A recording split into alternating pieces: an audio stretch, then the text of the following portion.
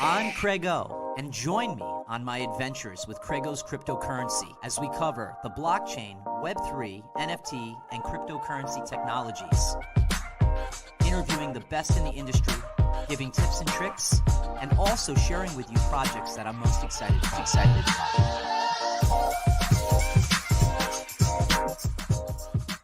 You're tuning into CraigO's Crypto Corner, the best in Web3, blockchain, NFT, and cryptocurrency technology. Those that are tuning in on YouTube Live, Twitter Spaces, and tonight we're doing Facebook Live. It's 9 p.m. on a Wednesday evening, and I'm so happy that you're here joining me. So let's get right to it. Welcome. All right. Matty is a proud husband and father. By far, this is the most important job and honor any man can have. Our core values around transparency, learning, self-reflection, and implementation are what unites us on this exciting journey. Matty stays grounded and humble, and his family-first approach is what draws me personally to him. The pyramid group in which Matty is 1/3 owner came up with the idea for Mattys Metrics to bring more transparency to NFT communities, going over the good, the bad, and the FUDLY. Gotta love that one.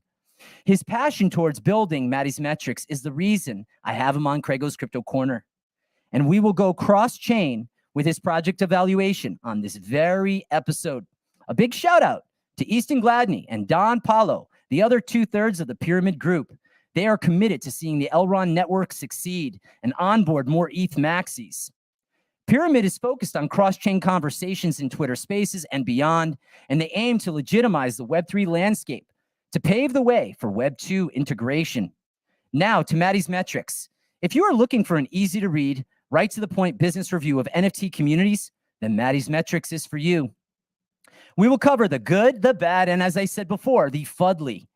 We are still incredibly early in our Web3 journey, that if we are patient, present, and deliberate in our intentions, we can all learn and grow from these experiences.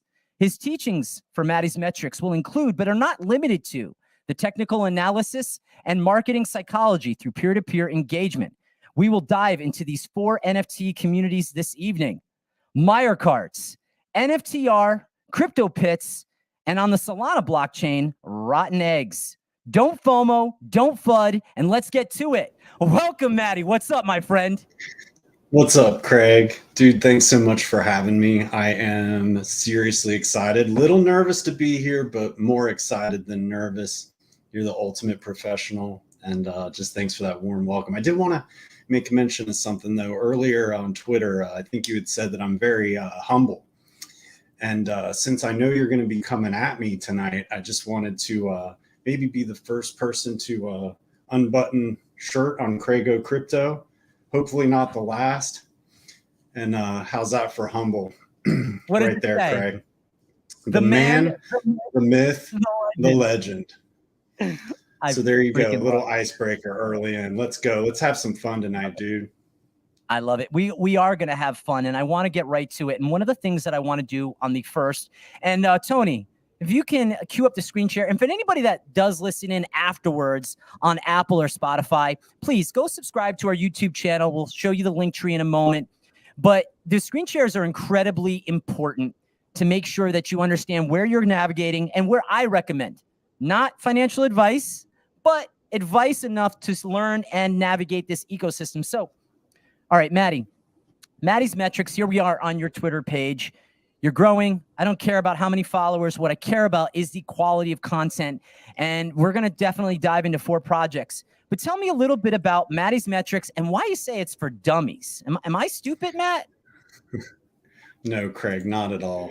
Actually, what I've found, I've been struggling with this for a while, is how to kind of package and deliver what it is that I do. A lot of people don't know what I'm about because I'm deeply analytical, and I like to look at things very closely and kind of connect the dots, and leads to some overthinking at times, but sometimes I'm able to make some good market decisions. And so with some great feedback from some trusted friends, I've been challenged to kind of just not really dumb things down, but just not go so overboard with it. Keep it simpler, keep it fun, and just kind of starting out and not overthinking it. Just want to have fun with it and see where it eventually lands. Oh, I love it. And so those that just saw this Twitter page, anybody that's listening in, go and subscribe to it. Just hit that follow button, right? Subscribe button. That's for YouTube. Also, one quick thing. We actually just got in, Tony, Renee just texted and said, tell Mike to unmute your mic on Twitter. So Renee just got that. No worries. This is the fun part, right? This is where I'm a little more relaxed. All right. Let's talk about, how did Mattys Metrics come about with Easton and Don Paulo in the Pyramid Group conversations? And I've been blessed enough to be in a lot of those calls. I say, is you guys are the brothers. I am the cousin, at the distant cousin, getting to watch you guys plot, plan, strategize, and implement. So tell me a little bit about that first conversation and what was the impetus of that? I guess, I don't know if there was like that one conversation, but it sort of evolved from, I've spent a lot of time working with East. I love to teach. So previously I had a co-founder of a crypto trading group, education group. And, I just put myself out there and started teaching folks and got a lot of good feedback as far as the way that I package things and the way that I deliver those things. So I love to talk about the market. And especially one-on-one where you really get to know the person. So in working with Easton and some of the struggles that he had, those in the audience that are familiar, we've spent a lot of time going over things, and he gives me a lot of credit for some better decisions that he's able to make, and I appreciate that. It's still him doing it, but I've been able to guide him. For those that don't know, he's only 22 years old, and I'm 44, and I feel lucky to be working with him and teaching him and even learning from him as well. So I wouldn't say it was really like one key thing, just kind of like, dude, like you really reaching me and able to communicate what's going on. And I'm seeing things, that I haven't seen it in this way before. And so Mattys Metrics has just kind of evolved from that sentiment. You guys have a great synergy, right? And so, why is Mattys Metrics? And we're going to get right to it. Don't worry, everybody. This is going to be fun tonight. So stay tuned on some of these conversations, because when they're going to be a lightning rod, have another drink, buddy. Why is Mattys Metrics so important in Web3 for communities, especially right now around Elrond, which is a smaller blockchain, but way more important, I think, in a lot of ways. And I'll tell you one real big reason right now. The Maiar app is off the chain. It is quick. It is efficient. Gas fees are fractions of a penny.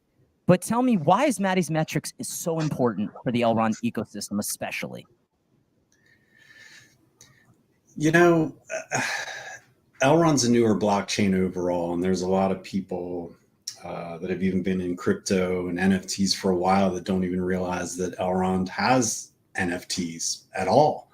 And so we have a small, intimate community over on Elrond, and overall, crypto and NFT is still an immature market. We still have a lot of progress to make. And then within that, more specifically, Elrond is immature and has a lot of work to do as far as, bringing in some investment experience and sort of that, classic real world, previously tested, things in regards to market psychology and what moves markets and technical and fundamental analysis, that there just need to be more voices around those things, and instead of just randomly buying some art that you like or some utility that might be good, and basically at that point you're just gambling. So any ability to try to further your education, or in my case try to teach around that, I just feel like that's something that needs to happen as we push towards mass adoption,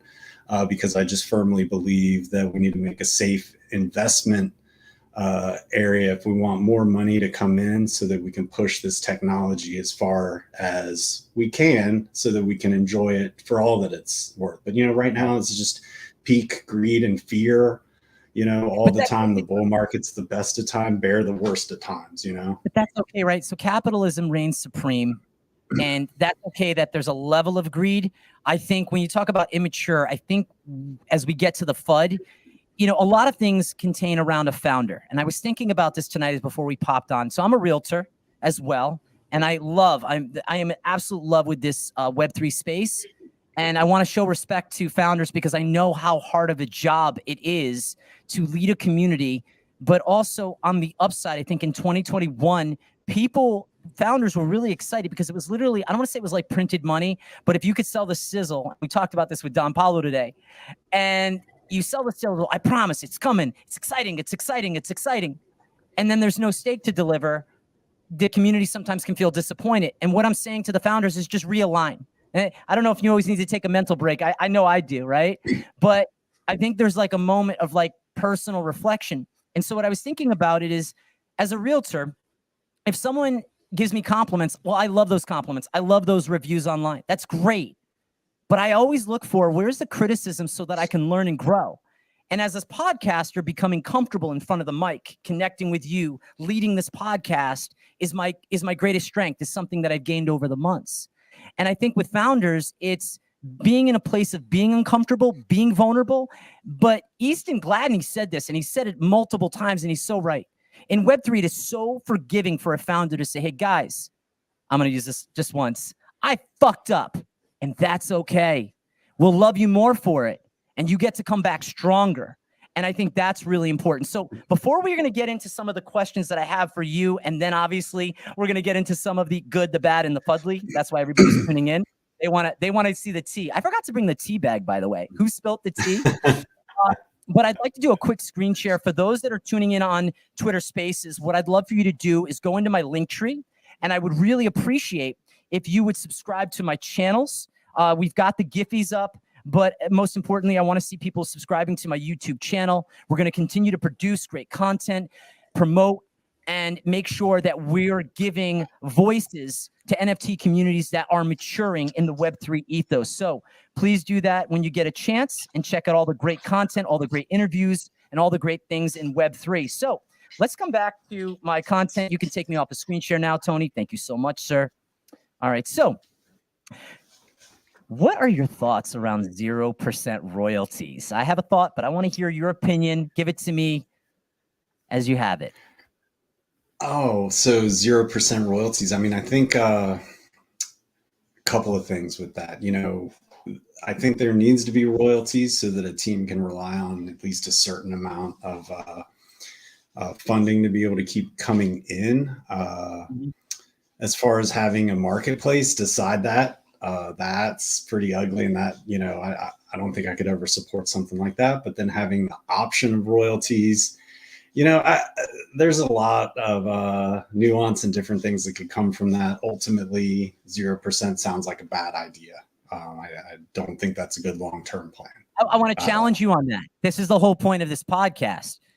So here's my thought. And I did talk to Ralph, and he kind of agrees with you, I believe. Ralph Quintero from the Daily Ralpha. Guys, he's amazing in the Web3 space. We're actually going to talk about one of the tools that I highly recommend that you take a look at. We'll do it on the screen share. But here's my big thought.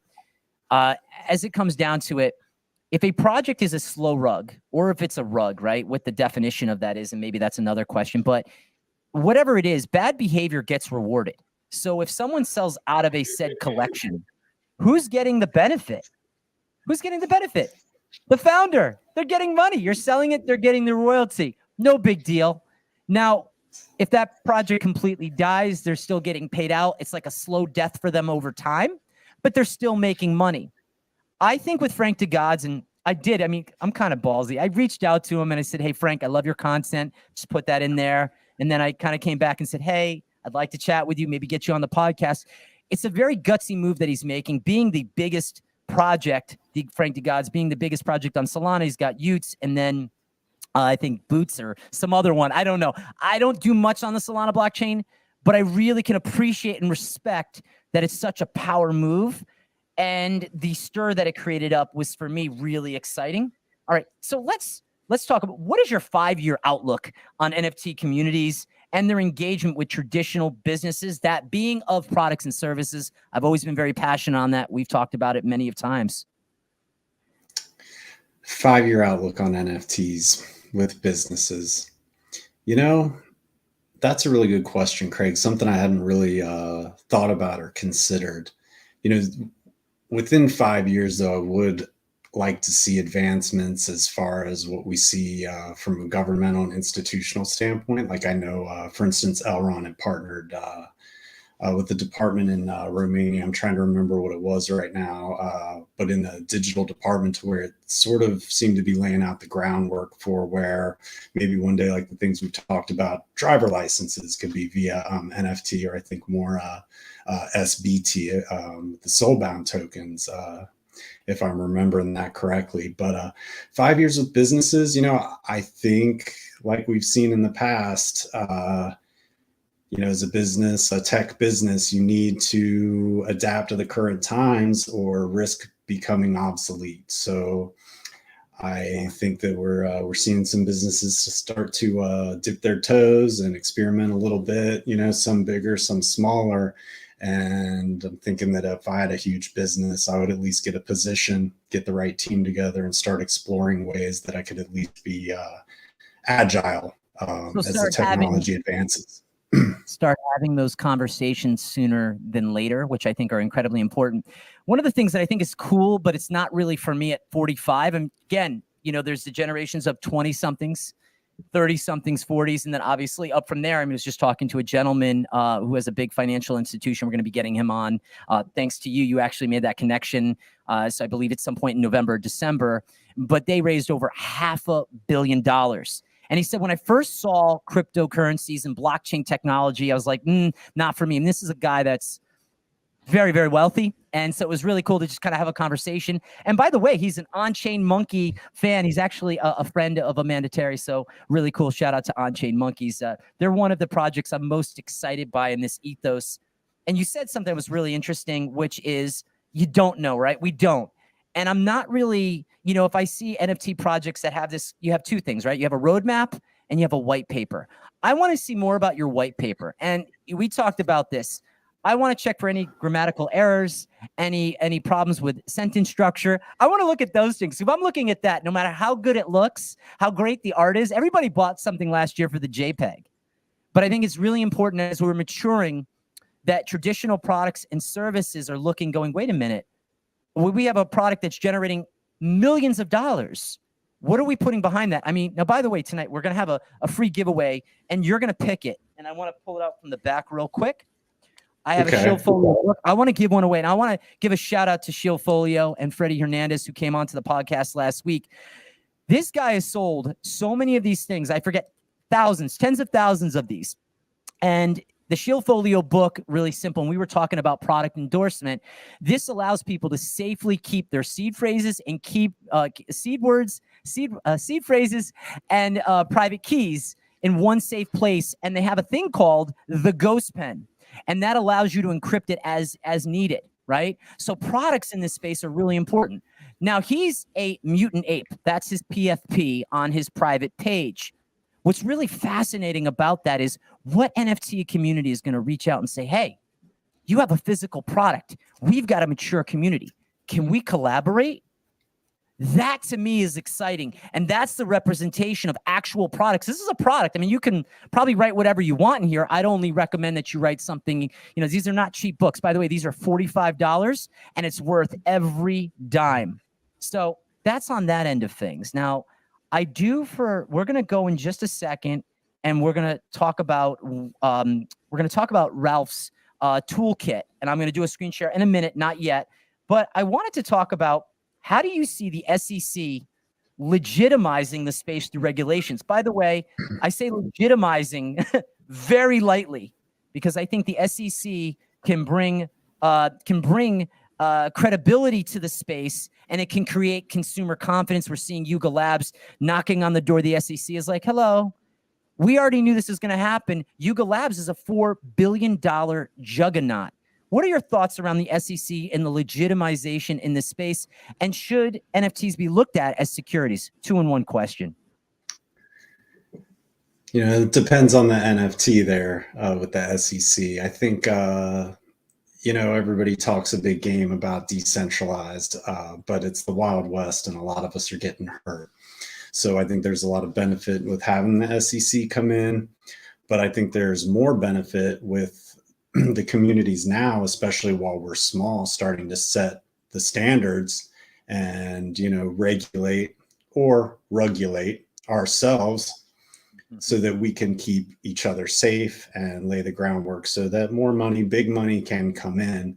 And, I believe that, the IRS probably looking at how some of us that hopefully, are paying taxes. I know many don't, though, that those that are kind of using that as a litmus test for, how to regulate. And I think the SEC be looking at things similarly. So, these are conversations that I would love to have and get, strong voices and just be able to have more of a voice from our perspective on what we think is right, because the SEC could also come in too hard and deter, smaller projects, smaller scale use of the technology and really hurt things. So I'd like to I'm hopeful that there will be common sense in the process. And I think it's going to straighten the carpet out, metaphorically speaking.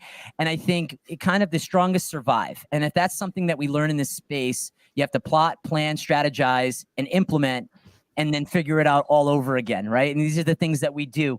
I do want to do a quick screen share because someone in this space who is we were talking about the word influencers, and NFT God, by the way, big shout out to him. He's going to be coming on the podcast in the coming weeks. And by the way, that's not to negate my excitement for you and I, because we haven't gone into the bad and the FUDLY yet.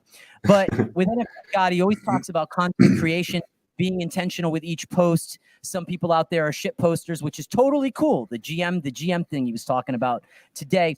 But I like to say, rather than influencers, I like to say in this space, people who inspire me are mavens, M-A-V-E-N-S. I'm not a great speller. I hope I got that one right. Quick screen share, Tony. I do want to show the tools by Ralph Quintero from the Daily Ralpha. These are all the tools in one place. They've got Rarity Tools, NFT Go, Dune Analytics, which is fantastic, Icy Tools. But this really measures out in real time what's going on with different projects. You go in, you check. I'm not a big fan of connecting my wallet, but what I recommend is you go in there, you check it out. You can actually probably put your wallet address in some of these and pull up some information. You can also pull up information on different communities and how they're performing. Tony, take us off that screen share. And by the way, big shout out to everybody on Twitter Spaces and YouTube. I really appreciate how everybody's tuning in and showing support for you and I and what we're doing here tonight. So much love to everyone. And I see, look at Matty's. Oh, okay, at the beard. A sexy ass beard. Marty's. There we go. Marty, I love it. I love it. We got it. Okay. So regulations we did talk about. All right. So let's talk a little bit about, and I want to go down to, and I'm going to go in real time. I'm going to pull up 4 different projects, and we're going to do one project now, and then we'll do some filler, and we'll do another one and another one. All right, let's get to it. I need a line on this one. Hold on. This is going to be tough. Don, this is going to be tough, Don. Me too. All right, I'm good. Nick, how you doing over there, buddy? Nick is good. He's just chilling in the back. All right, I'm looking at you. Okay, we're on thin rope here. The first project that you talked about, that you put out for Mattys Metrics was? Well, that was Maiar cards. Okay, all right. Last Friday. Stop. I got you. This is where I'm going to control the conversation. I won't let you go on. I got you here. So here's my question for you. You put this out in the Twitter Spaces in real time. Take us through what happened. Give me 30 seconds on it. I wanted to put it out the next day, but I had mentioned something in Discord about the website or someone had noticed the website was down. I confirmed. Conversation started to spiral. I'm like, something tells me I need to get this out today. I set it out, got into Spaces. Don Paulo did a great job of giving me a shout out. We go over Mattys Metrics, and then in the same Spaces in real time, it rugged. They closed up the Twitter and closed up the Discord. So we got some cool audio clips there on that. Happened live if anybody ever wants to go and grab those. Okay. All right. So you tell me the good about Maiar carts? I mean, I think they had a good vision, or they had a good vision. No, and I don't mean like you wrote here. A working demo exists, right? I mean, that's what you wrote, right? Well, I did, but you can see that I gave Utility Vision 2 stars instead of just 1. So, all right, the vision. vision. By the way, what's the max amount of stars you can give someone? 5. Okay, and you gave him 2. I gave him 2. So not a good vision. It would be if I felt that it were deliverable, and maybe I did when I minted, because I minted 5. And if I would have done this Matty metric 5 months ago, I probably would have given it 4 stars. But I revisited it because the floor price just kept going down and down and down. Been busy with other things, didn't really check in with the Discord or see what was going on. So I was able to jump in with a clean, fresh, unbiased perspective.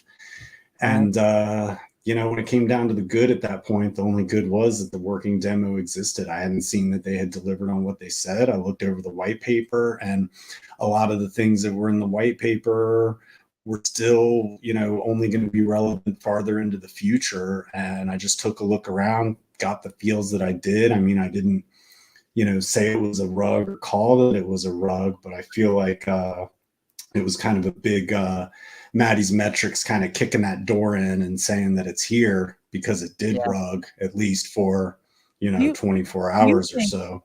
I have a question on this project, but any others, right? Over time, right, you have a developer, you have a founder, and you have a moderator. Moderator gets incentivized by different communities, obviously as they come in, and they're sort of the glue in Discord and Twitter to keep people engaged and together. Would that be correct statement? That's fair. Okay. So, my thought is on this is the pressure. And I actually posted something the other day, and I said, when it was, I'm not about hitting or kicking people or kicking communities when they're down. It's not the communities, but by the way, the holder is your consumer, is your customer. They've invested in, they believe in you, founder. Any founder, by the way. This is not specifically to Maiar carts. It's just in general. The founders, we were investing in you. And I think that to me is a very interesting thing. And that's sort of the sizzle. The stake is the deliverable, right? So the FUDLY, tell me about the FUDLY of this community. And then you and I are going to have exchange. I'm going to take the other road, because we did talk about this in advance. And I think it's really important for a lot of different, for everyone that's tuning in.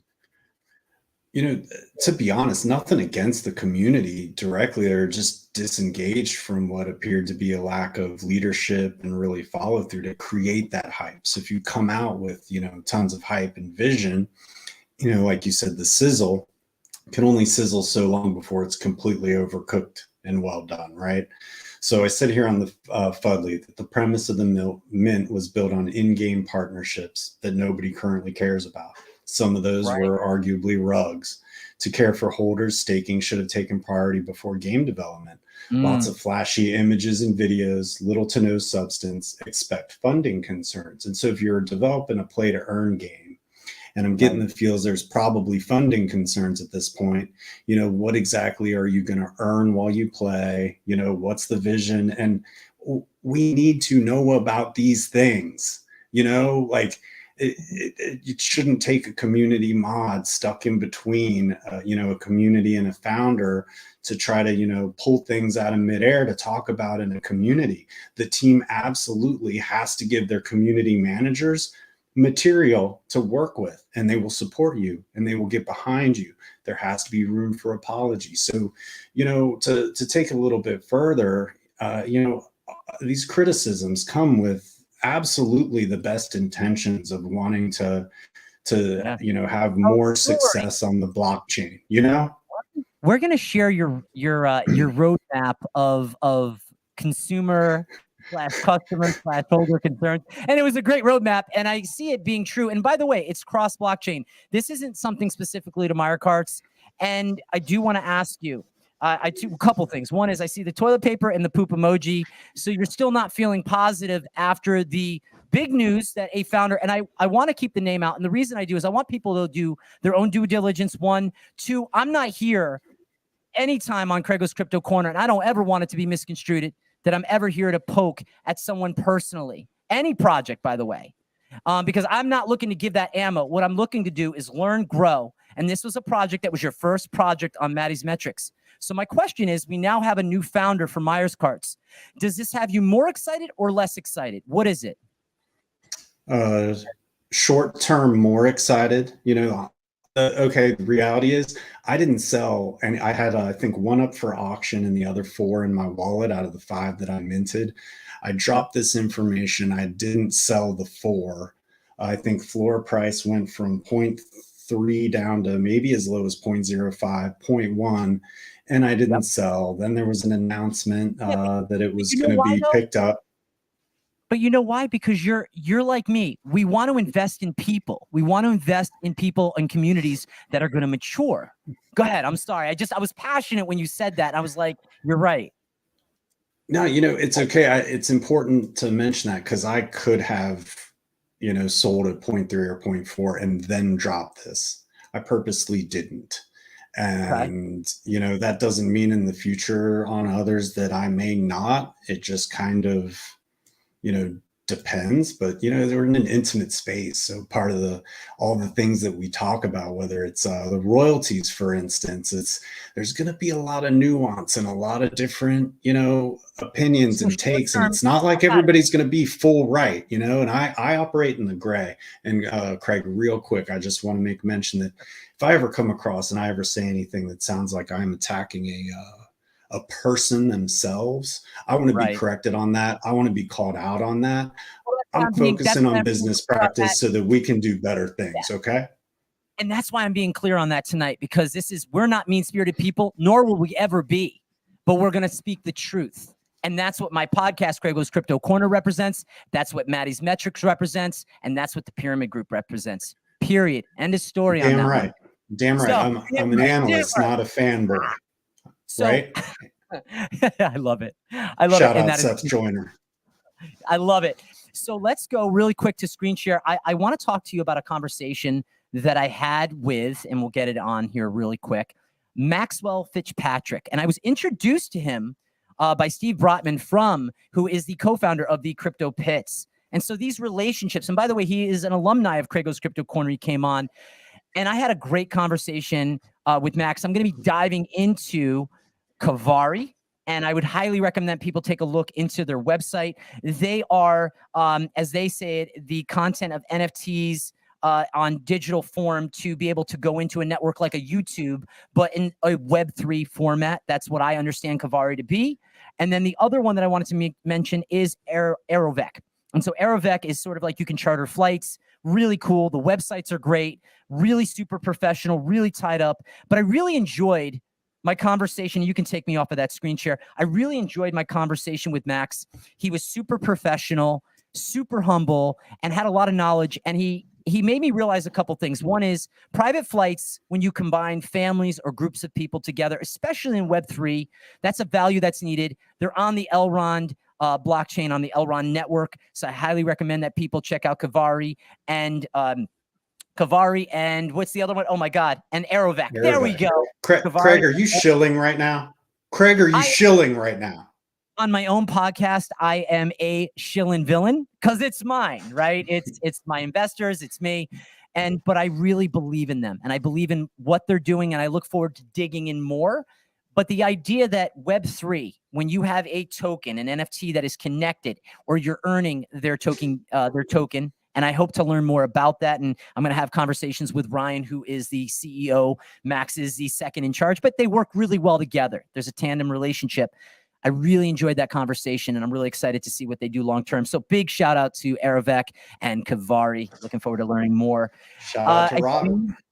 Yeah, exactly. And that's the love that we want to show. Is I looked on the website very briefly, didn't read into all the things, and I will, but I really like the look and the feel. As we said, shout out to Steve Brotman, who is the co-founder of CryptoPittz. And I do want to talk about their project next because I'm ready. I'm ready for you. I'm ready. And I called Steve in advance and I said, we're going to talk about the FUD on your project. So let me pull it up. Because you really get this straight. I send you what I'm going to be talking about, and then you go to him to get the answers. Is that what you're telling me, Craig? I'm a strategist, man. Absolutely. Transparent strategist. All right. So CryptoPittz, let's get to it, because there's more than one sentence for CryptoPittz on the good. And that makes me feel good. And at the bottom, I see diamonds and hands. So Steve and Jared Craig, you can feel good. There's diamonds and hands on the CryptoPittz. So let's talk about the good, my friend. The good. Well, I wrote here successful launch and community relationship, roadmap progress with stable floor price, and utility to extract value. I would love to talk about extracting value. That's something I've talked with Easton a lot, and to flip or to hodl. And, as far as the good there, I think this might have minted a little bit before Maiar carts, but it was another, I'm an OG CryptoPittz, but it was another where I didn't get that involved with the community. But anytime I kind of look back in, like, good things were happening. It's always a good vibe. And, I'll go into these Discords if I hadn't been there for a while, and there's some keywords that I'll search. I don't want to give away all my secrets, but there's just, No, wait. A Mattys Metrics, give away one. We keep everybody here. People are tuning in because this is good alpha here. Alpha is information, not a hot project what you can go mint. Hey, keep it stupid simple. Go into a Discord and type in FUD and see what you find out. And if you type in, I'm telling you, go type in FUD. And if you see a member of the team, telling a community member, don't come here and FUD, it's a huge red flag. It means there's an ego issue. It means there's going to be more problems behind the scenes. And I'm not interested. Again, maybe in 2021, it was okay. We're wrapping up, getting towards the end of 2022. There's no room for that BS anymore. Look, if you're gonna not have patience for people coming and asking questions, then how are we going to grow this, right? And so one of the things I like about CryptoPittz and with Steve, and I was having fun with him before I did this, actually, and I went in there and typed in some, alternate points of view, and just kind of wanted to see if I still felt comfortable, and I did, and I appreciate that. Here's what I'm saying. I like it when Ethereum and Solana come over and give the Elrond founders shit. I like it. We need it because it's going to be coming more. It is great. It is great for the space. Which, by the way, is going to hold founders, all founders. I want to be very clear on this. I don't want to mistake anything or have something edited. It's going to allow all founders to be held to a higher standard, which I think is incredibly important. I do want to talk about the good with CryptoPittz. Just as engaged as they were the day or the days leading up to them coming on the podcast. And by the way, go into CraigO's Crypto Corner if you haven't subscribed. That was an incredible interview. I consider them a storybook, but one that's very organized. But one of the things that I respect most about Steve Brotman, who's the co-founder, is that whenever I need to connect or reach him, just to have a general question, we connect. And he answers any question at a moment's. And he doesn't shy away from any hard questions. I love these stars, which will go in a second. There we go. Wow. I almost said the other word. Social relevance, 3 stars. I'm flattered. Craig. 4 stars. I know, right? Wow. Community, 5 stars. Vision, 2 stars. I disagree with you on that. And valuation, 3 stars. But again, I'm not Mattys Metrics. I can disagree, but I'm very, very bullish on CryptoPittz. I'm even more so bullish on Steve Brotman. And that's what gives me the confidence, because it all starts from the people you invest in. Do they have a vision? Can they implement that idea? And can they gain the following to stay and stick with them and support them? All right, so let's talk about the bad. Steve, are you listening in? I don't think you are. It's okay, buddy. You're going to see this afterwards. And I want you to know I wasn't talking bad. I've got your back. Go ahead. What's the bad, my friend? Well, you know what? Before moving on to the bad, I agree with you on Steve. And Steve's he's always in there. Anytime I check in. No.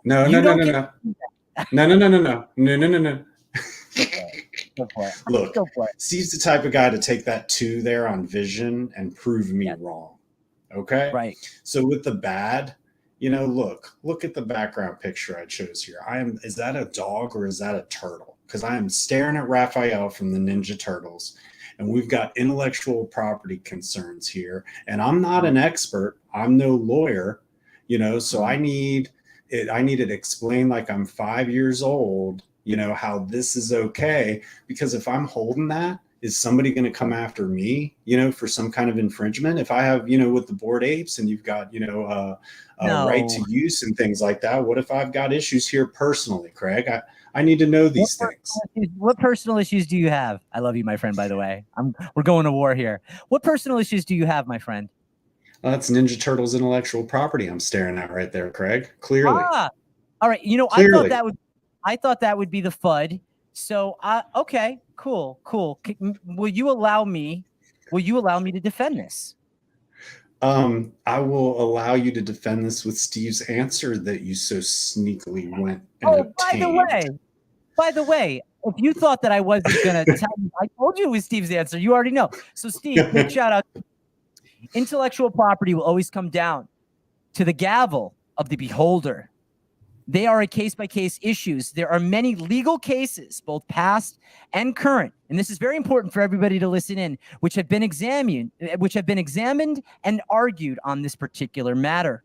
Copywritten material in the U.S. is subject to a fair use claim. So Google fair use claim and copyright, and then allowing copywritten material to be utilized, modified, and adapted legally without punitive recourse. It has to pass the legal test with 4 main factors. By the way, Matt, would you like to know these 4 main factors, my friend? I'd love to hear them, Craig. I'm sure you would, buddy. Here it goes. Purpose of use. This is where we get the term transformative. Is the purpose of use directly or indirectly tied to the original IP? And can the new art in this example be distinguished from the original art in any sense that the new art carries its own identity, message, or meaning, and recognized for its uniqueness? Now, you're not to interrupt me. Let me say something, buddy. Let me say something right here.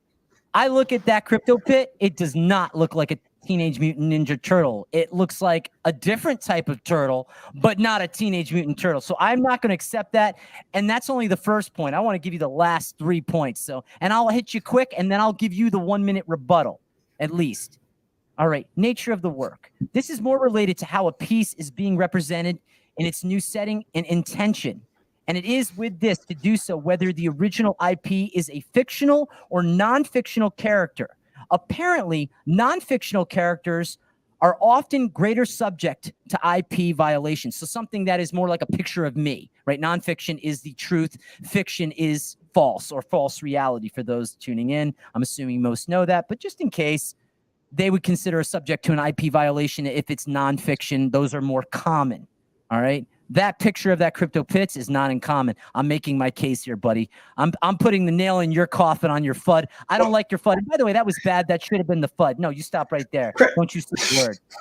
All right. Rate of proportionality to the original work. This is the mathematical proportion, colors and symbolism. How close is the comparison of the works? Now, you might have a point in there because those color tones look fairly similar, but those first 2 points are the nail in your coffin on this one, buddy. So I disagree with Mattys Metrics on that point. Now, by the way, I can disagree. It doesn't mean that I'm not a big supporter of Mattys Metrics, in which by the way, I am, and I believe in you, and I believe in your project. That's why I'm bullish on Mattys Metrics, and you are on CraigO's Crypto Corner.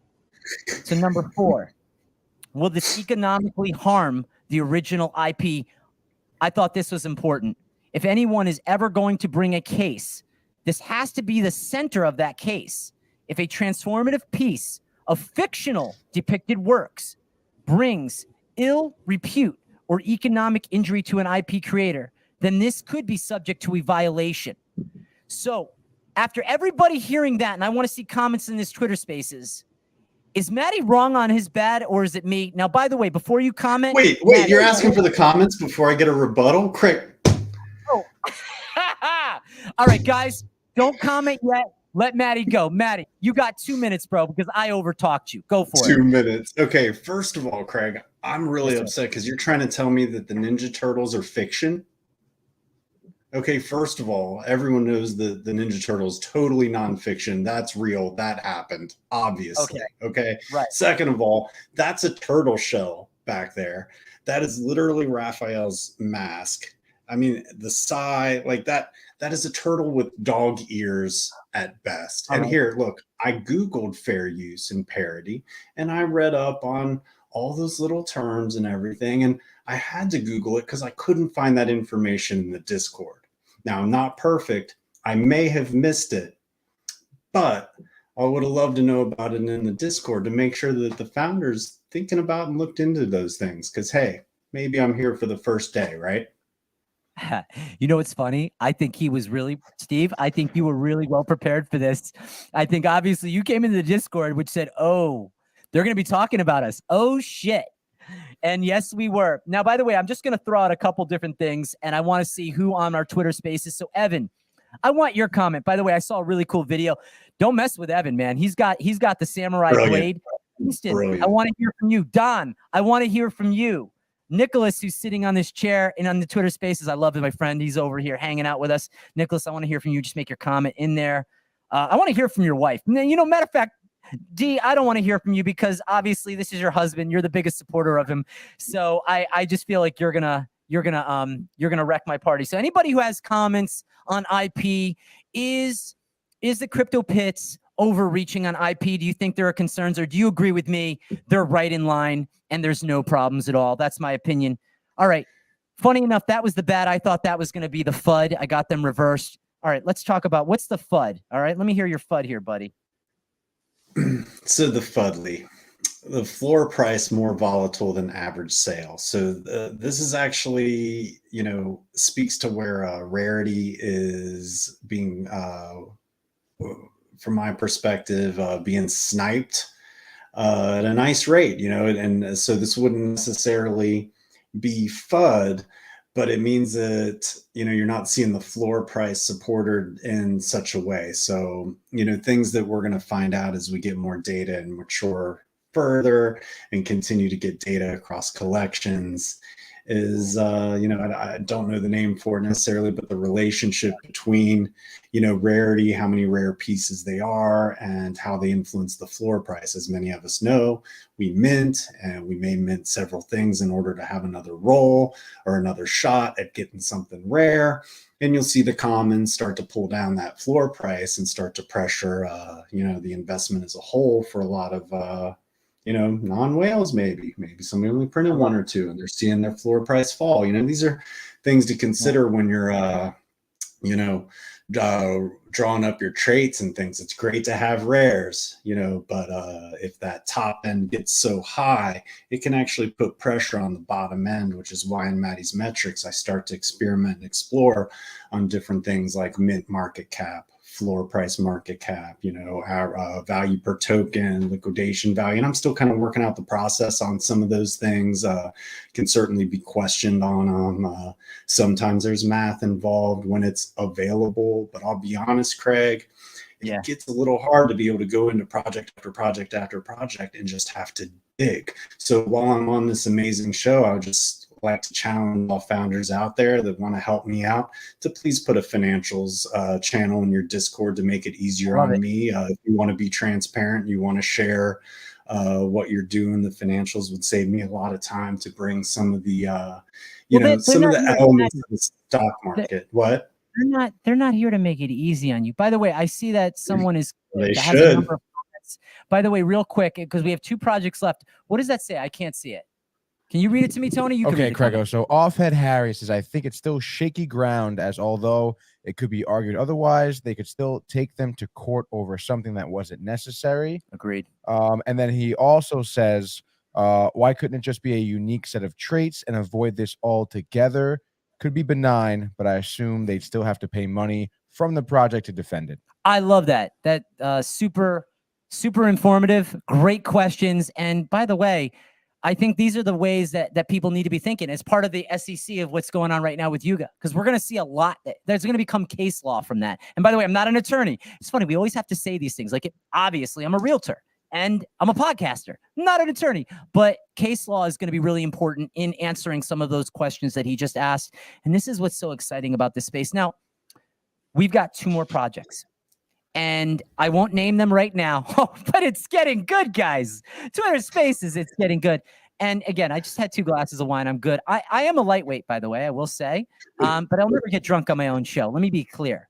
We're fully focused. We're growing to monetize, not be kicked off. Nick's laughing in the side. He knows it's true. But I see you have one that has 3 poop emojis. By the way, do you get 5 poop emojis, or is 3 like the max limit of poop emojis at the bottom of the FUD? Yeah, when it comes to poop, I think 3 is the max, and it's highly sought after triple poop emoji that is pretty hard to accomplish. Like, it almost seems like you have to go out of your way to get there. By the way, you actually included 3 more projects. Okay, so we've got another one which has a negative sign and a time clock. Don't say anything yet. And then another one that has the hands up and some toilet paper. Well, we know what we do with toilet paper, ladies and gentlemen. We know what we do with toilet paper. So what I do want to do is I want to hop back in and I want to go into some more content with you and I. So Steve, CryptoPittz family, I don't know if you're showing up in Twitter Spaces, but I want you to know I defended your honor. I defended you from this fuddery. Hey, Craig. Craig, how many pits do you have? How many pits do you have? That's not important. That's not important. But I will tell you. Oh, okay. I'm actually going to buy another one. I have one, and I have some other items. And I get it. I don't have enough. But what I will say is I have a really great relationship with Steve, as do you. So I want to be clear on that. All right. So what I do want to do is I want to talk a little bit about, and we're going to do a screen share in a second, Tony. I'm just getting you prepared for that. NFT God, I mentioned before, will be coming on to CraigO's Crypto in November. One of the things that I love most is I love his threads. And something fun that I've started to do is I call it deconstructing threads. And I do this from people that I follow in the space. If you do a good thread and I respect it, the reason I'm going to deconstruct it is that I want to learn so that I can then communicate and clearly articulate myself to my audience. What up, Don P? I see you, brother. So what I'd like to do is I'd like to so proudly share a thread that I was able to deconstruct. Bear with me for just a second before you throw us into screen share. All right, I'm ready for you to throw me in screen share. So I'm going to assume, by the way, NFT God, that you don't give compliments to every person every single day. I completely respect this man's humility and kindness, but at the very bottom of this particular thread, and I did it on October 16th, and I said, here are my following thoughts in this particular font. I would highly recommend that you go and read his original post, and then you read my Twitter thread. What you're going to find out is that if I'm going to call myself the best in Web3, and listen, there are a lot of amazing Web3 podcasters who I truly respect. Ilio Trades, Alex Becker, Cade from The Voyage, who we had on. We had on a couple other podcasters. I'm trying to remember off the top of my head, and I know that I'll remember in a second. But let me just say, everybody, and by the way, you guys just go to my podcast channel and just more importantly, subscribe on YouTube. You'll see that we've had on some really great podcasters. We've had just so many great people that have come on who have a large audience. And so when I respect them, I want to respect it by deconstructing a thread, not reconstructing it. They're the ones that constructed it. I want to deconstruct it in my language. So let's come back. All right, good. So we're off of screen share. That's perfect. All right. Am I back with you? I can't see Matt. Where's my guy, Matt? There he is. I'm here. All right, Matt. So I'm going to ask you, should we talk about the rotten eggs? Should we talk about NFTR? Should we talk about the tired apes? Which one do you want to do, my friend? Let's talk about rotten eggs because they're going to be on Pyramid Group's cross-chain spaces tomorrow at 1 p.m. Eastern. Perfect. By the way, I'm neutral on them because I don't have anything in their ecosystem. It's the first time I've heard of their project. I see that you have a 2 out of 5 stars. That has me concerned. Well, I'm definitely trying. I mean, look, 95% of the projects are probably going to fail on the long term. So I could sit here, I could FUD on every single project that I want to cover and be right 19 out of 20 times. Okay. So I'm going to have some hard messaging, but I'm really curious and looking forward to talking to these guys tomorrow because sort of the bad has also led to the good in a way. Right. And I know we probably have a lot of Elrond audience here, but over on Solana, it's pretty interesting what happened here. They have visions of these really rotten eggs, smellier, stinkier, the better, the more rare, and a mint with a big reveal and legendary traits. You're going to be able to be on their TV show, and they have a lot of partners, and the art seems really cool. The website gives me Bored Ape vibes, with like kind of like a treasure hunt type of thing. And all in all, it has a lot of really cool things about it that would, if it's fluff, like it's good fluff, like it's just really good art and video and everything. So what happened is the second that the mint, that they've got the sizzle. Is that what you're saying? They definitely have the sizzle, Craig. But they had some issues. So the second the mint started, they were, as they said, I believe, quote, attacked by a whale at mint, who then immediately started selling at a loss and started pressuring the floor price, like right during mint, as mint was going on. And so I was fascinated by this, because I'm like, well, that kind of just means, one of two things: either was the team somehow behind this, or is somebody like threatened by these guys? So I'm intrigued, and can't wait. Again, tomorrow, 1 p.m. Eastern. I can chill too, Craig. See how I did that? So I love it. Second thing that happened is, and this is where the team thing comes in a little bit. Somebody on the team, I think, that had I'm not sure if it was access to the treasury or their own personal bag, but someone on the team panicked from this dump, and they added into it so that they could recover and stand a profit, and they started selling. And the team member dumped, which put more pressure into the price. And I think it ended up going down by maybe 60% right during mint. And then the third thing was someone on the team, again, ensured that the airdrops from the pre-sale would be available the moment mint started. So there was more supply available for more dumping right at mint. And so there's a lot there. That's enough, to just probably be like, nope, not touching it. But with that, they had top 5 volume in Magic Eden that day. And there was a lot of, they got a lot of hype from the negativity, and the team came out with a lot of transparency, and they're just kind of trying to work things through, and more to be found out tomorrow. But, I'm not touching this thing, but I'm curious. And so I put a watch, kind of time and watch, keep an eye on it and see what happens. What's interesting is you were just talking about the rotten eggs. The thing that goes into my mind is, 95% of projects, maybe even more, will fail. Gary Vee has said it numerous times. And we understand that, right? Because it's alliances, it's connections, it's partnerships.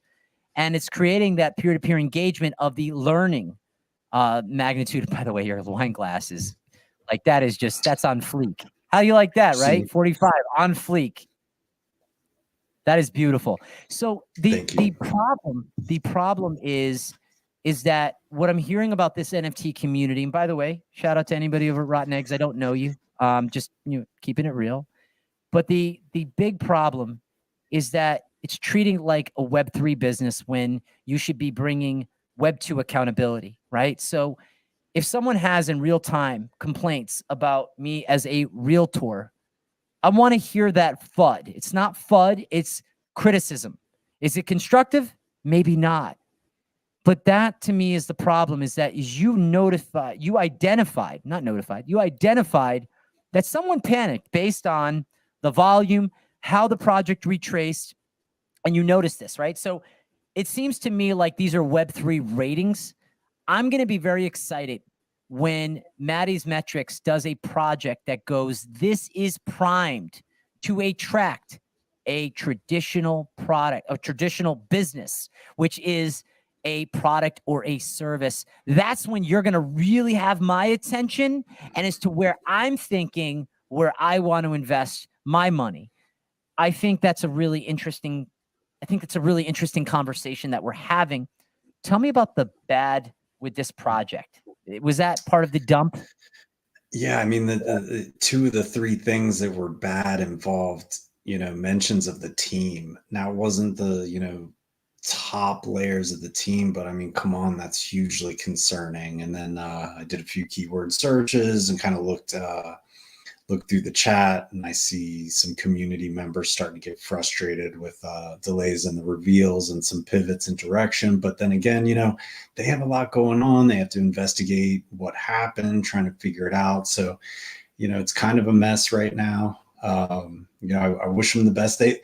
They seem like decent guys. I mean, they look, just like this. They're right there on camera explaining everything that happened, taking accountability for what they can, and being, very transparent in the process, saying it was the team, the team did this again, so while it's a huge red flag, we're so early, it's very immature. I also respect the team for doing that.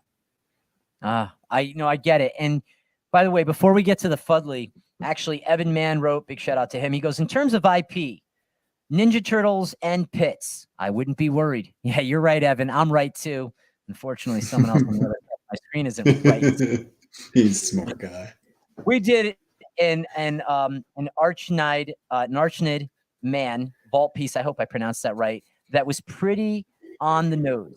FUD if you want, but it's water on the Elron Duck's back. Ooh. I'm coming after you, Evan. He just ginsoed you, bro. All right. So talk to me about the FUD on the rotten eggs. Oh, well, the FUDLY comes complete with dad joke here. In Web3, trust is everything. Once it's broken, even the most well-intended people will eventually crack like an egg, Craig. I mean, come on. Come on. I know. That's podcast comedy gold, my friend. I forgot to bring the tea bag, and much respect to rotten eggs, I was actually going to bring an egg and just like chuck it and be like, oh, he broke an egg live in the studio. And then I was like, I'd have to clean it up. People would be upset. Nick would be like, my friend who came in to hang out in the studios on Ethereum, be like, I'm not messing with these Elron people. These guys are weird. Oh, by the way, Solana too. Yeah, I mean, they'd be like, he broke an egg for this community? That would be actually some great video content. I'm always thinking outside the box. All right, I want to talk about Elron Fox Club, and then we're gonna save. We've got 2 more projects after. You did 5. I'm actually realizing I thought it was 4. Was it 5 or 6? It doesn't matter. 5 or 6. I was just sending what I had. The Elron Foxes Club is kind of the first one that I did behind the scenes. I mean, I was the investment strategist for them, and that's kind of where I learned what it felt like to be sort of pinched between a community and less communicative founders. I want to do something that I didn't do before, and it's a shill for you. So Mattys Metrics, right? So on the left side, it is supply, 888. The mint price, 0.3. Mint market cap, 267 e-gold. Sale to floor price is 0.15 to 0.2. The floor market cap is 150 e-gold. Depreciating value, CDO wallet, which is 230 e-gold for farming. Rewards, not available. Liquidation value, 0.26 e-gold per NFT. Red flags. I'm going to let you talk about that. Social relevance, 1 star. Team, 1 star. Community, 3 stars. I just wonder, is that a relevant one? I don't know. Don't worry. Don't say anything. Utility and vision, 1 star. And valuation, 2 stars. Value per token, 0.15 to 0.25 e-gold on the floor. Those are facts. But I guess the valuation and the team and the social relevance. Is this founder going to wake up tomorrow morning and be like, yo, you were on CraigO's Crypto Corner and yeah, it was a little tough. So that's on the left side of Mattys Metrics. Now, by the way, you're being honest. We're not being disrespectful to project founders. You were early in on this project, helping them to navigate. But why? Why do they only have, for the things that, for me, the team gets 1 star and social relevance gets 1 star on the left side of your Mattys Metrics? Why only 1 star for 2 really important things to me? Craig, I think the reason that GM is so important on Twitter and that kind of has its cult following is because, it's a little bit of a mocking of the people that take GM seriously, as if that is communicating at all, or as if GM truly engages. And so when we've all seen it, you know, if we've been around, I'm sure we've all seen it, where you can almost see GM good morning, GM good night, and then GM good morning. And you can see this for, you know, days in a row almost sometimes. And it's inexcusable to me. The reason I did this one first is I was the investment strategist for the Elron Foxes Club. Part of the reason, and I'm going to be biased here because it was part of my work and input, my proposal got 95% of the community vote. The reason that the liquidation value is higher than the floor price is because the CDO wallet is farming at that rate. You can see, you know, not that far off the mint market cap, which in that scenario is better than we see if we look at a lot of projects, you know, that are maybe half of what the mint market cap was. And so there's some value here. And if they could, you know, and they're staking now, it's there now. I think they are paying out rewards now, but I'm out and I'm gone. And so with the community at 3 stars, there's a lot of talented artists, a lot of tribute work. There's a lot of really well-known names within the Elrond ecosystem in this community. And this project, it was primed for success, absolutely primed. And the team let us down. And I'm not even in the Discord anymore. I just left.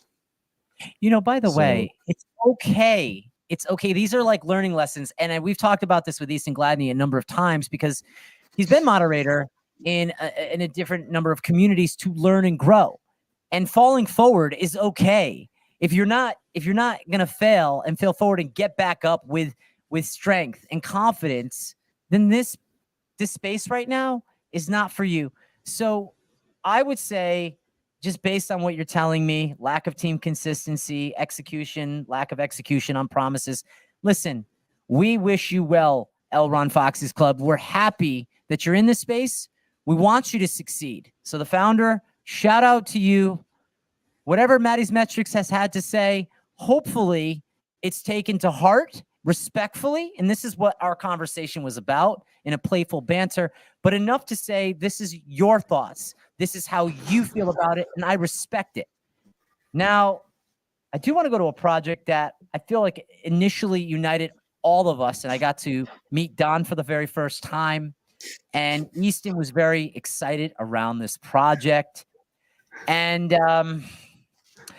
yeah, I chuck it up to an ego issue. It looks like I hopped offline for a second. Am I back on? Hold on 1 second. Can you see my face, my handsome face, or no? Stand by, CraigO. All right, hold on 1 second. All right, hold on 1 second. All right, there's Tony. That's me, hey, dude. Tony. I love it. It's okay. We adjust. So, Tony. All right, here we go. Thank you. Okay. So this project, NFTR, you got 3 poop emojis. I just want to start it there.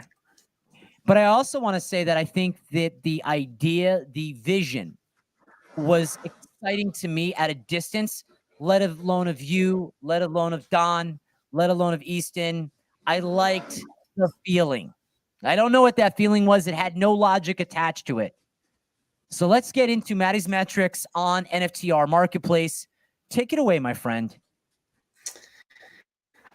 You know, I mean, I think these are lessons learned, right?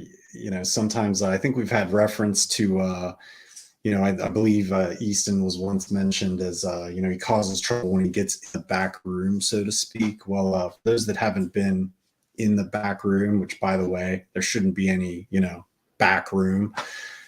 It's pretty messy and, you know, poop emoji worthy back there sometimes. And you get to see things close up and you really learn a lot. And, you know, this is what kind of the development of everything leading to the pyramid group and Mattys Metrics, and where we are now is learning things the hard way, not just from an investment standpoint, but from a time and love and, you know, passion and care, and just being, you know, lied to about the state of things or the intentions or whatever. And so, you know, when Craig, it just goes to show. Let's retract. I mean, okay, the marketplace works. I think there's 0.5 volume in 3 or 4 weeks, and it looks like they were all test transactions. Okay. 0.5. By the way, what's 0.5 e-gold in USD? Oh, it's just 25, 30 bucks. You know, So you put that at, it's wait, I'm just curious. You put that as a good? the marketplace works, Craig. I think you can connect to it and do transactions. That's awesome. That's the yeah. And then People look, people the breathe. founder of Hype Kicks Club, you know, I got to know him. That's a huge positive. I have no regrets here. Mo, shout out to you. One of the smartest men I've ever met in my life. He is a library in and of himself. So I will forever be grateful to NFTR for having met Mo. Okay. Is that a relationship that's a relationship that you've still kept, correct? It is. Yep, 100%. And that is all the value, right? Yeah. I hope that he plans to go and releases on Solana, and I hope he can figure out a way to separate from NFTR to create distance there, because we're looking at a marketplace with half an equal to volume. You know, I mean, I think NFTR has good intentions. I hope. Wait. And again, your actions tell me everything that I need to know. And this is not a disrespect to them, but I think equally we can come together and say the actions don't speak of good intention. But I want to see any project that has taken the time, the resources, because if you say you have good intention, then that will shine long term if you really put your head down to it. What I noticed, by the way, on this project, and I do want to talk about the bad, but what I noticed on this project was a failure to mint out, which is okay because we were in the bear, right? So I think I was looking at it based on the communication, based on the frustration of community within Discord and Twitter. And it doesn't need to follow a FUD roadmap, which, by the way, we will pull up in a second, which I thought was great. But I think it's time to, when you talk about the founders being, you know, it's okay when you mess up. And I say this to you, NFTR, I say this to any NFT community. If you mess up, it's okay. Just come out and just announce that, and then talk about specific plan and strategy with your community. But to me, that's the most important. So talk to me about the bad around NFTR in your Mattys Metrics. Well, in addition, I guess, to the bad that I wrote here, you know, kind of a combination of the good and the bad. The developer Ovi is good. And he's been out there doing announcements and putting himself forward. And, you know, normally if I look at a project and I see a developer, you know, that active in the community, that would grab my eye. But in a case like this, I can't help but feel that he's going to be the fall guy when things inevitably fail, as they obviously are. So respect and shout out to Ovi for all your hard work. My heart is with you, brother, and I wish you the best.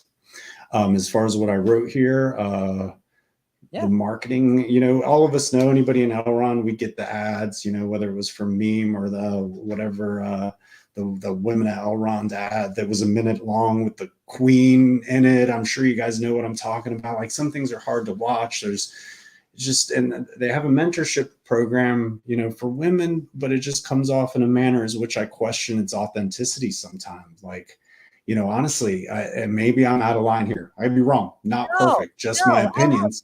It just seems like, is it a celebration of women, a helping of? Do they think they're lesser than, or are they really just trying to onboard women? It just doesn't land right. The marketing is really bad. I think any NFT community, it's sort of like a rocket that sits on the launch pad, and you just fill it with all this gas and you launch it up in the air, and you're like, it's going to the moon. It's going past the moon. And then all of a sudden it comes crashing down. My message, and by the way, I want to talk about the, I think the FUDLY, right? I mean, the bad was bad enough. The good wasn't even good. It was irrelevant. No disrespect. But for the NFT founders, if you're hearing this, and again, I don't use names. Shout out to Ovi. Shout out to the other gentleman that you mentioned. I had actually a DM with Ovi privately, and he just shared some of his thoughts and insight about a month and a half ago. And I respected it, and I understood what he was saying, because as a podcaster, I'm not a mean-spirited person, nor do I want to be. But part of Mattys Metrics is talking about the good, the bad, and then the FUD. The FUD doesn't mean that it's worse than the bad. It could be worse. It could be whatever. It's how you perceive it. But my message to the founders for NFTR is this. You've got some really great people around you, enough so that long after NFTR, Pyramid Group still has relationships with a few of them. So my thought is, if you have this talent pool, instead of admitting out to the public that, hey, we screwed up, it's okay. You don't have to.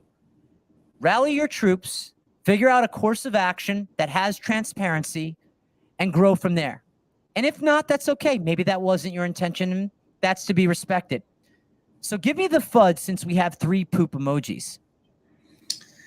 I think Easton, to bring up Easton again, I believe he bought 247 pyramids at one point in time. A lot of us believed heavily in the things that were being told about NFTR. Hindsight is 2020. These are lessons learned and in a hard way.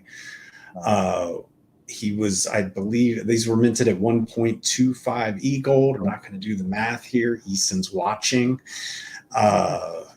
But I believe he capitulated at 0.35 e-gold. And, that was the bottom for the time. And just the way things are looking at volume, whoever bought, most of those at 0.35 or a good chunk of those at 0.35 may have felt like a good buy at the time, but Easton won that. I get it. And I mean, that's a really tough place to be in. I remember that conversation. So again, that was probably the toughest of all the projects to review. I think you and I have done this in a respectful manner across these 4 projects that we have just covered tonight. I think we have one more. Let me just look on this. Nick. Maybe some the Tired Club. The Tired Club.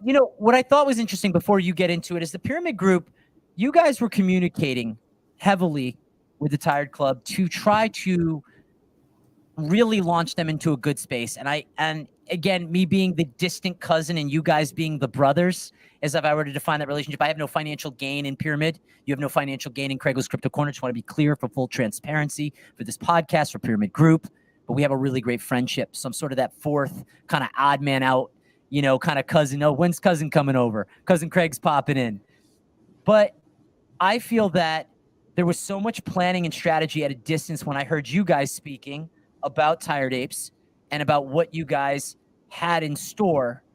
And yet all the strategy, the storytelling, the strategy on Don's part in storytelling, the strategy on Easton's part around content creation and how to market this out, you kind of looking at the analytics, everybody coming together, and you all each have and resemble those talents and skill sets. And over time, they all morph into each other.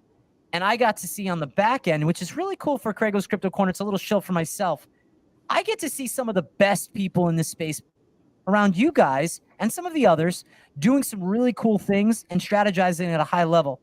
So let's start it off on a positive note. What's the good about the Tired Club? The good is they want to find a way to continue to add liquidity into the Elrond network by supporting staking agencies and nodes. Right. CraigO is a very passionate community manager, and I believe he's a prime ape himself. And the team is super active and communicative. Even if maybe the communications aren't the best, they're there, they're present, they're passionate, and they want to do good. I love that. I love that positivity. We want to keep that right there, right? Because I want people to know that the Mattys Metrics, the first thing I don't want them to think about is, oh, what's the bad? So I can then negate the good.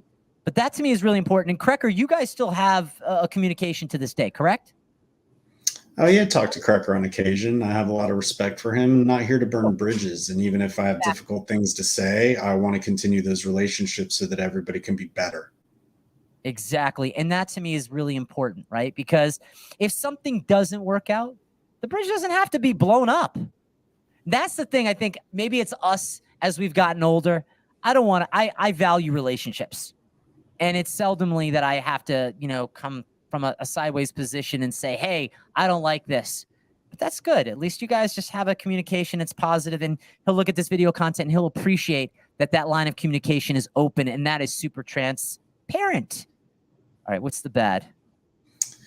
I don't believe that the actual rewards of what to expect off the node were communicated, but there's rewards coming from the staking agency while they kind of ramp up and try to mint out, which I've anticipated. And there's bias here, which I anticipated there's going to be trouble minting out based on them ultimately going with their vision of the project and not with pyramid groups.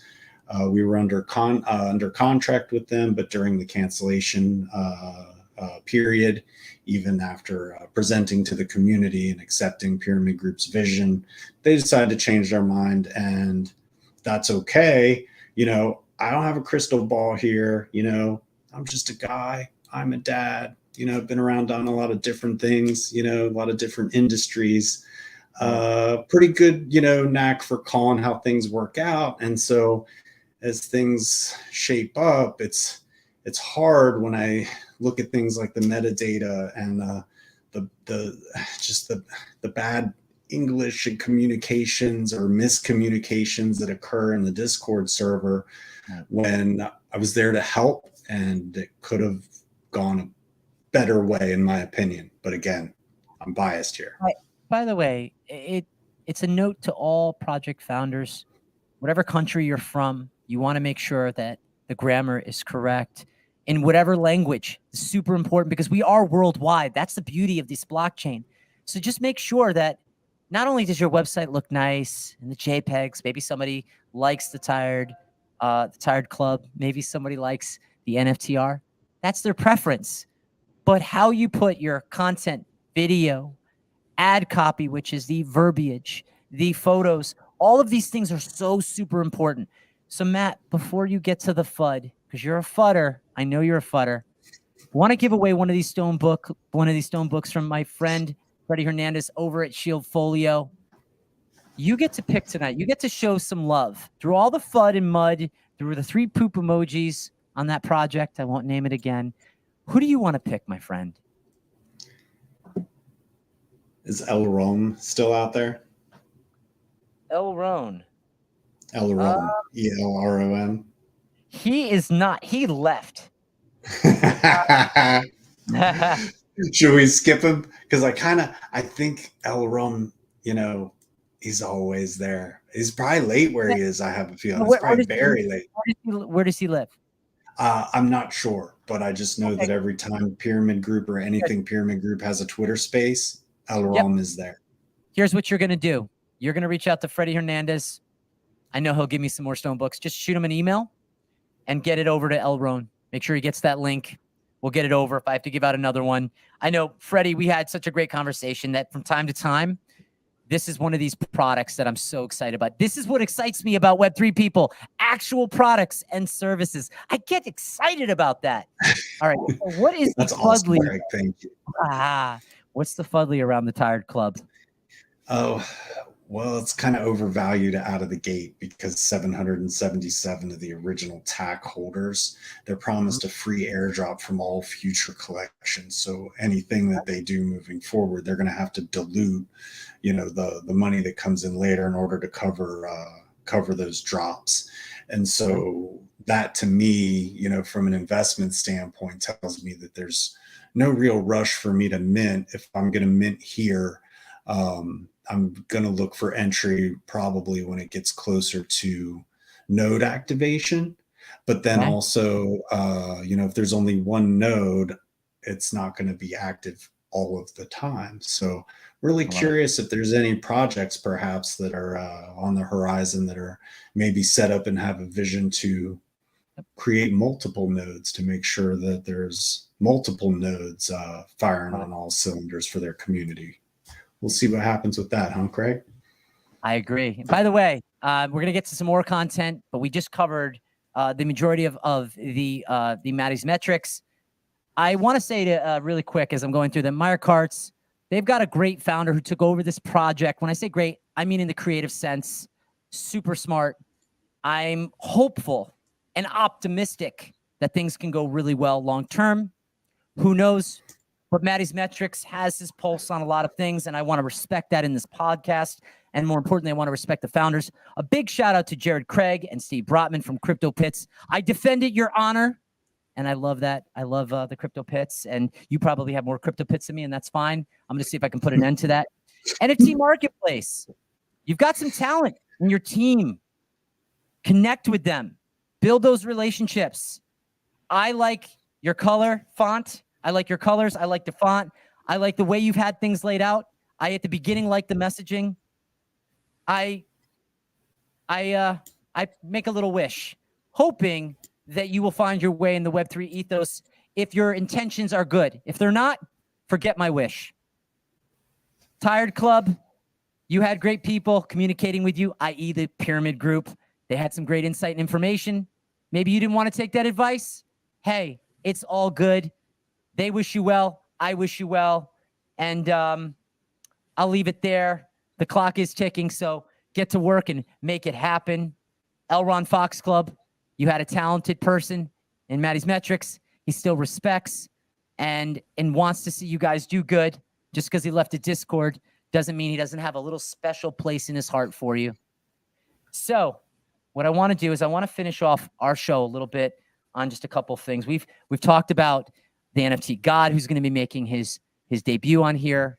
It's an honor to have you on today, to have covered a lot of different things. And I'm really excited about what Mattys Metrics has in store for people cross-chain, Solana, Ethereum, Elrond. It's really exciting to see how you're evaluating things. Smart contract evaluation. We won't touch upon that this evening. We talked about how I reconstruct. We gave the giveaway. So you're going to connect with Freddie Hernandez to give that to your guy who tuned in this evening. And that is much respect. Matty, I just want to say it was an honor having you on CraigO's Crypto Corner. And as Don likes to say, the best in Web3. It's amazing, Craig. Thank you so much. I had an absolute blast. I cannot believe it's been an hour and a half, dude. Make it fun, my friend. Amazing. Okay?